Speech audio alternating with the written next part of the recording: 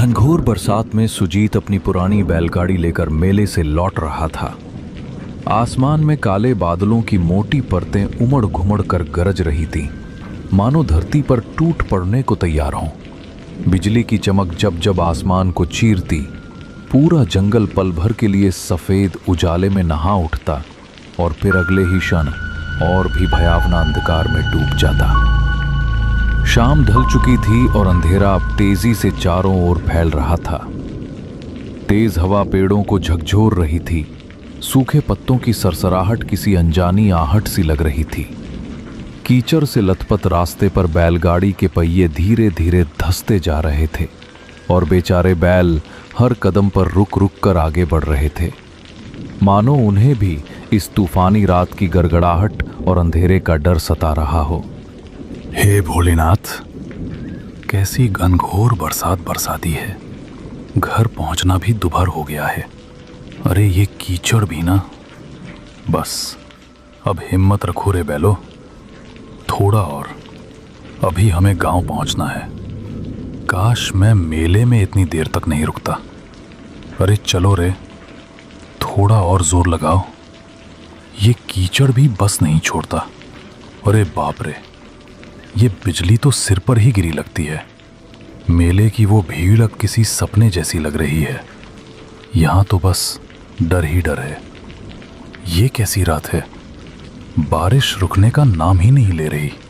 अरे भोलेनाथ, कहीं ये वही रास्ता तो नहीं जहाँ की कहानियाँ लोग सुनाते हैं। दिल धक धक कर रहा है मेरा। काश अब जल्दी कोई आसरा मिल जाए।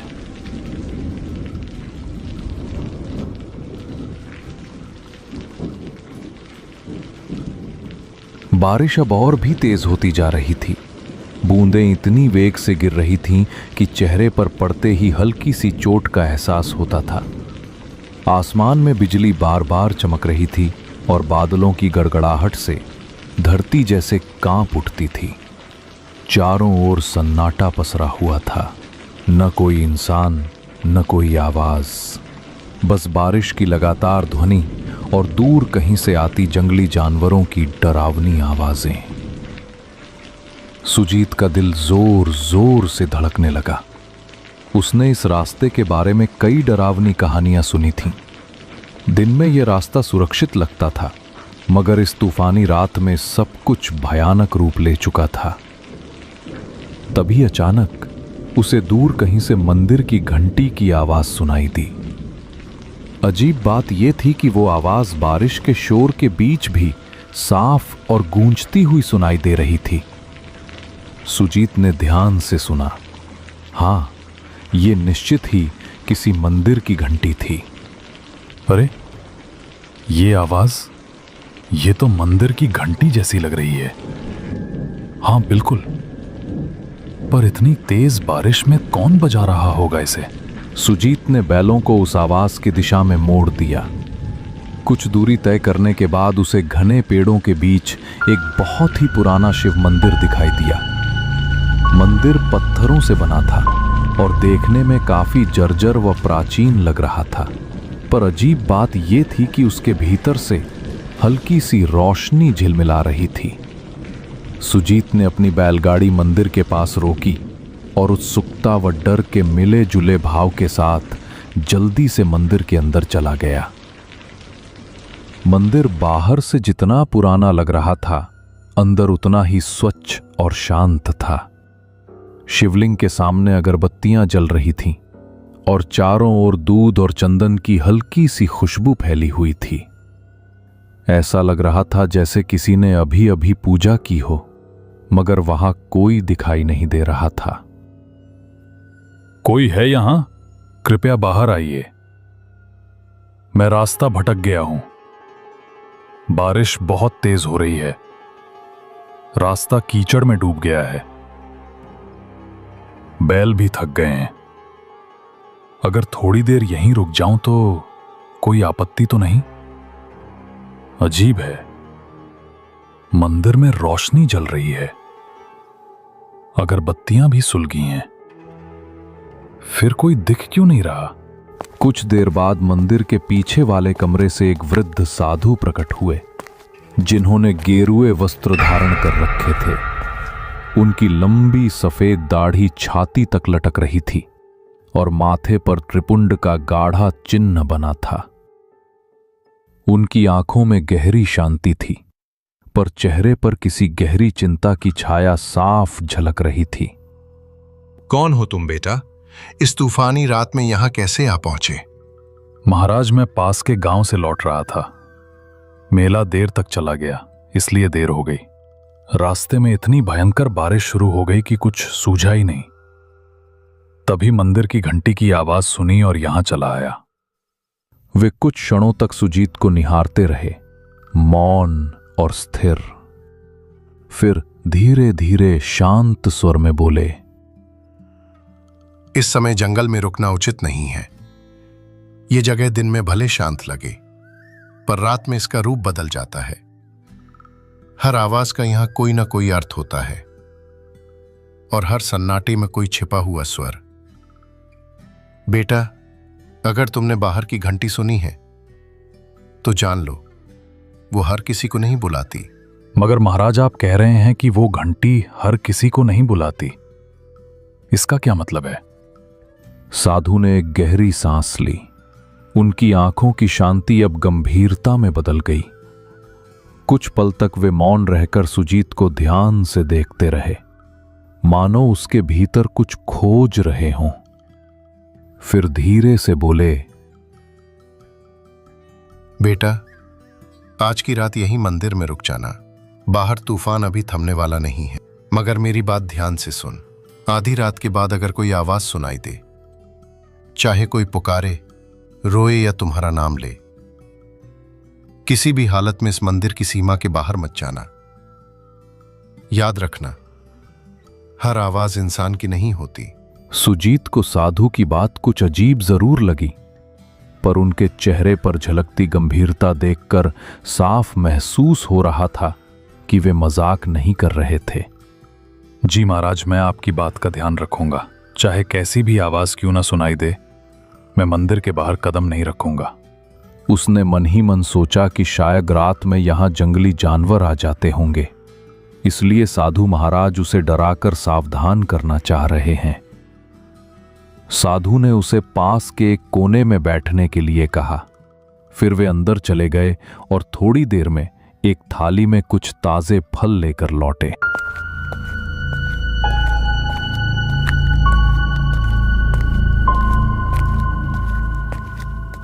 लो बेटा, ये कुछ ताजे फल खा लो। रास्ता लंबा था, शरीर को आराम और भोजन दोनों की जरूरत है। बाहर तूफान है, इसलिए आज यहीं ठहर जाओ। भगवान शिव की शरण में हो, चिंता मत करो, सब ठीक रहेगा। सुजीत ने शांति से फल खाए और पानी पिया। साधु महाराज ने उसे एक पुरानी चटाई और कंबल दिया ताकि वो आराम कर सके। सुजीत ने श्रद्धा से भगवान शिव को प्रणाम किया और मंदिर के एक कोने में जाकर लेट गया।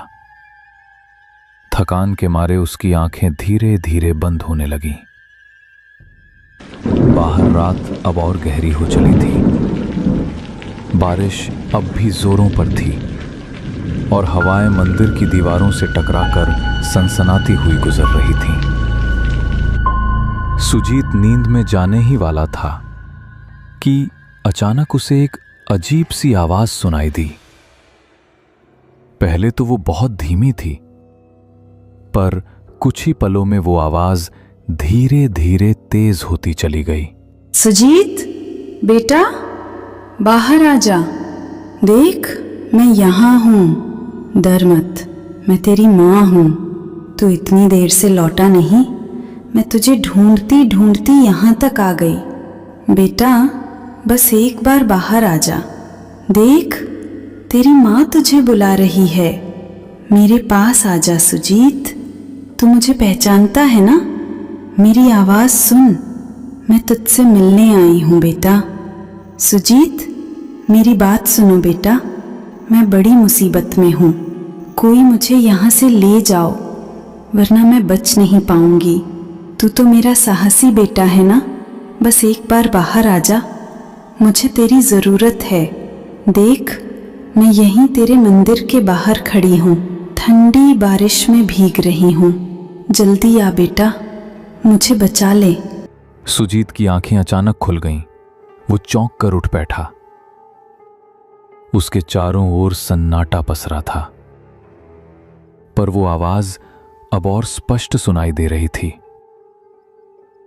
अजीब बात यह थी कि वो आवाज किसी और की नहीं, बल्कि उसकी अपने मां की आवाज जैसी लग रही थी। ये आवाज मां की लग रही है, लेकिन मां यहां कैसे हो सकती है? नहीं, ये सच नहीं हो सकता। वो तो गांव में थी, पर अगर सच में वो हैं तो मैं कैसे अंदर बैठा रहूं? हे शिव शंकर, अब मैं क्या करूं? बाहर जाऊं या नहीं? सुजीत का दिल जोर जोर से धड़कने लगा, मानो उसकी छाती से बाहर निकल आएगा। डर और जिज्ञासा दोनों उसके मन में एक साथ उमड़ने लगे। सुजीत उठ खड़ा हुआ और धीरे धीरे मंदिर के दरवाजे की ओर बढ़ने लगा। उसका हाथ दरवाजे की ओर बढ़ रहा था, जबकि मन भीतर से कह रहा था, शायद बाहर अगर मां है और अगर सच में उन्हें मदद चाहिए तो मैं कैसे ना जाऊं। तभी अचानक किसी ने उसका हाथ कसकर पकड़ लिया। सुजीत सिहर उठा, पीछे मुड़ा तो देखा साधु महाराज उसके पीछे खड़े थे। उनकी आंखों में गहरी गंभीरता और एक अनकहा डर झलक रहा था। रुको बेटा, एक कदम भी बाहर मत रखना। मैंने तुम्हें पहले ही चेतावनी दी थी। जो आवाजें बाहर से आती हैं वे इंसान की नहीं होती, चाहे वो तेरी मां की ही क्यों ना लगे। महाराज, पर वो तो सच में मेरी मां की आवाज थी। वही पुकार रही थी मुझे, कह रही थी कि वो मुसीबत में है। अगर सच में वो हैं तो मैं उन्हें ऐसे कैसे छोड़ दूं? वो तेरी नहीं है, ये छाया तुम्हारे मन को पढ़ लेती है बेटा। ये उसी की आवाज निकालती है जिसके लिए तेरे दिल में सबसे गहरा प्रेम हो। ये जानती है कि तेरे मन में अपनी मां के लिए कितना स्नेह है, इसलिए उसी का रूप धारण करके तुझे बुला रही है। कई यात्री इसके इस छल में फंस चुके हैं और फिर कभी लौटे नहीं। सुजीत बेटा, तू मुझे क्यों नहीं सुन रहा? सिसकियों की आवाज हवा में घुलती है। मैं बहुत दर्द में हूं, तेरी मां हूं मैं। देख, मैं यहीं बाहर हूं, बारिश में भीग रही हूं। रोने की धीमी टूटी हुई आवाज सुनाई देती है। मुझे अकेला मत छोड़ बेटा, बस एक बार बाहर आ जा। अगर तू नहीं आया तो मैं बच नहीं पाऊंगी सुजीत। महाराज, छोड़ दीजिए मुझे। वो मेरी मां है, उनकी आवाज मैं पहचानता हूं। आप समझ नहीं रहे, वो मुसीबत में है। मुझे उनकी मदद करनी ही होगी। कृपया जाने दीजिए, मैं उन्हें ऐसे नहीं छोड़ सकता। वो मुझे पुकार रही हैं महाराज। याद रखना, अगर तू बाहर गया तो तेरा नाम भी उनमें शामिल हो जाएगा। साधु ने झटके से सुजीत को वापस अंदर खींच लिया और जमीन पर बिठा दिया। फिर वे सीधे शिवलिंग के सामने जाकर पद्मासन में बैठ गए और ऊंचे स्वर में मंत्र जपने लगे। ओम नमः शिवाय। ओम त्र्यंबकम यजामहे सुगंधिम पुष्टिवर्धनम। ओम नमः काल भैरवाय। ओम हौजू सह रुद्राय नमः। हर हर महादेव। रक्षामि रक्षामि महाकाल देव। पंडित, तुम कितना भी मंत्र जाप कर लो, मुझे नहीं रोक पाओगे। मैं फिर आऊंगी, बार बार आऊंगी। जब जब कोई इस मंदिर में कदम रखेगा मैं उसे पुकारूंगी। तुम मुझे बांध नहीं सकते, मेरी छाया हर दिशा में फैली है, हर हवा में मेरा नाम गूंजता है। ओम नमः शिवाय। उनके मंत्रों की गूंज पूरे ओम मंदिर में त्र्यंबकम फैल गई। यजामहे सुगंधिम पुष्टि। दीवारें मानो उस ध्वनि से कांप उठी। ओम नमः काल भैरवाय। धीरे धीरे ओम बाहर मौजू की आवाज सहरुद्राय धीमी नमः। पड़ने लगी, हर हर मगर महादेव। पूरी तरह से थमी नहीं। रक्षामि रक्षामि। साधु ने मंत्र जाप महाकाल जारी रखा।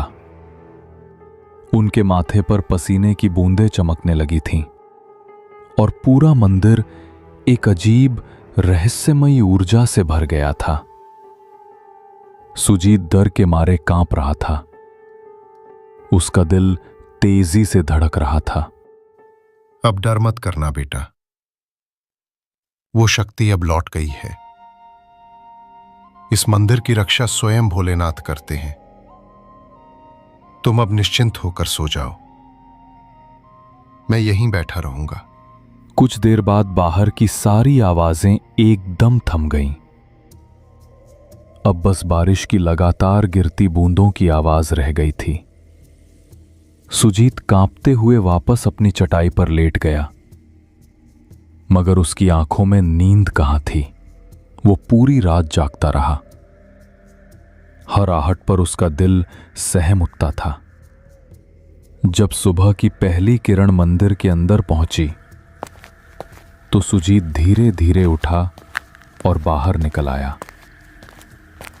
बारिश अब थम चुकी थी, लेकिन मंदिर के चारों ओर जमीन पर अजीब से पैरों के निशान बने हुए थे, जैसे कोई अनजानी चीज रात भर मंदिर के इर्द गिर्द घूमती रही हो। तभी साधु महाराज अपनी कुटिया से बाहर आए। उन्होंने चारों ओर देखा और गहरी सांस ली, मानो किसी लंबे संघर्ष के बाद राहत मिली हो। देख रहे हो बेटा, ये निशान, ये उसी छाया के हैं जो पूरी रात मंदिर के चारों ओर मंडराती रही। वो कोशिश कर रही थी कि तुम्हें बाहर खींच ले जाए, तुम्हारे मन के प्रेम का इस्तेमाल करके तुम्हें अपने जाल में फंसाए। पर भगवान शिव की कृपा से वो इस मंदिर की सीमा पार नहीं कर सकी। ये रेखाएं उसकी असफलता की निशानी हैं। वो अब भी मुक्ति नहीं पा सकी, इसलिए हर तूफानी रात में लौटती है, किसी नए मन को बहकाने। महाराज, ये छाया आखिर कौन है? क्यों हर रात यहां आती है? और क्यों मुझे अपनी मां की आवाज में बुला रही थी? इसका क्या रहस्य है? इसकी पिछली कहानी क्या है? बेटा, ये छाया कोई साधारण आत्मा नहीं है। कभी ये भी एक इंसान थी, एक औरत जो अपने पति की मौत के बाद पागलपन की हद तक टूट गई थी। कहा जाता है कि वो अपने दुख में इतनी डूब गई कि उसे जीते जी शांति नहीं मिली। एक तूफानी रात में उसने इसी जंगल में अपनी जान दे दी। तभी से उसकी आत्मा इस जगह से बंध गई। वो अब भी अपने अकेलेपन और दर्द से मुक्त नहीं हो पाई है। वो अपने दर्द में सबको शामिल कर लेना चाहती है। वो जानती है कि इंसान का सबसे बड़ा प्रेम किससे होता है? अपने अपनेपन से, अपनी मां से, अपने बच्चों से। इसलिए वो उसी आवाज में पुकारती है ताकि जो सुन ले वो खुद को रोक न सके। कई यात्री उसके इस छलावे में फंस चुके हैं और फिर कभी लौटे नहीं। वही सब उसकी छाया में समा गए, उसी के दुख का हिस्सा बन गए। बेटा, अगर मैं तुम्हें रोका ना होता तो सुबह तक यहां तुम्हारे पैरों के भी निशान नहीं मिलते और तुम्हारे बैल वहीं के वहीं खड़े रह जाते। सुजीत के रोंगटे खड़े हो गए। सुजीत ने कांपते हाथों से साधु के चरण छुए। साधु महाराज, अगर आप मुझे नहीं रुकते तो पता नहीं मेरा क्या होता। साधु महाराज, आपने मेरी जान बचाई है। अगर आप ना होते तो आज मैं जिंदा नहीं होता। मैं आपका आजीवन ऋणी रहूंगा, इसे मैं कभी नहीं भूलूंगा। बेटा, मुझे नहीं, भगवान शिव को कहना। उन्हीं की कृपा से तुम आज सुरक्षित हो।